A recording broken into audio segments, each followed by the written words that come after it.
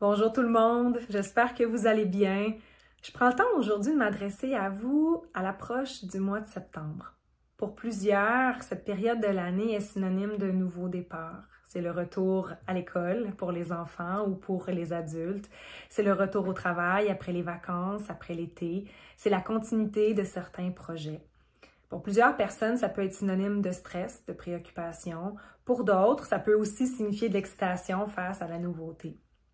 Toutefois, ce qui est important, c'est de prendre soin de nous pour arriver à la fin de l'année, pour arriver à Noël, sans être complètement épuisé. Pour ce faire, il est important de prendre le temps de s'arrêter et d'identifier quelles sont les choses qui, au quotidien, peuvent vous faire du bien pour maintenir votre équilibre. Ce que j'ai envie de vous proposer à travers ces réponses-là que vous allez entendre de l'intérieur, c'est de vous faire une to-be list. Pour plusieurs, nous avons l'habitude de nous faire une to-do list sur laquelle nous inscrivons les tâches ménagères, les retours d'appels, les suivis des rendez-vous. Bref, l'objectif ici, c'est de mettre tout en haut de cette liste, en priorité, les choses que vous savez qui peuvent vous faire du bien, qui peuvent vous aider à maintenir votre équilibre à travers vos engagements personnels, professionnels et familiales.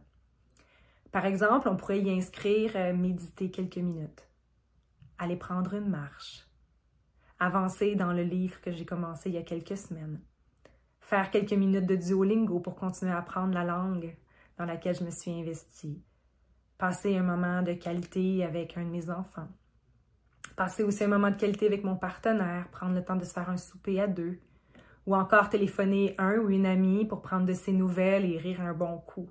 Donc quelque chose ou des choses que vous savez qui peuvent vous faire du bien. L'idée avec ça, avec cette to-be list, c'est vraiment de traiter tout ce qui a trait à votre bien-être, à votre équilibre, avec priorité. C'est vraiment de s'engager à répondre à ces besoins qui font partie de votre différence pour respecter vos limites et pour surtout maintenir votre équilibre.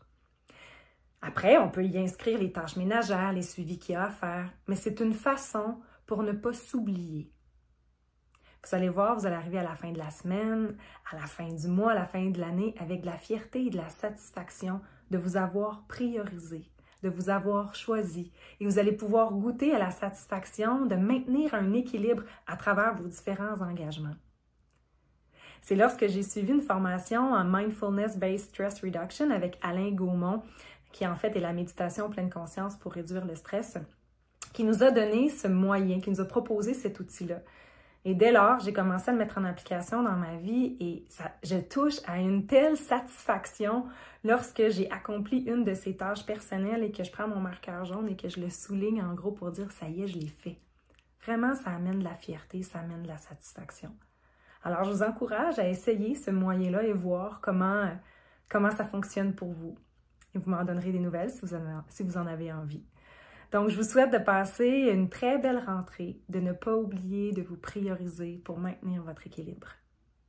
À bientôt peut-être.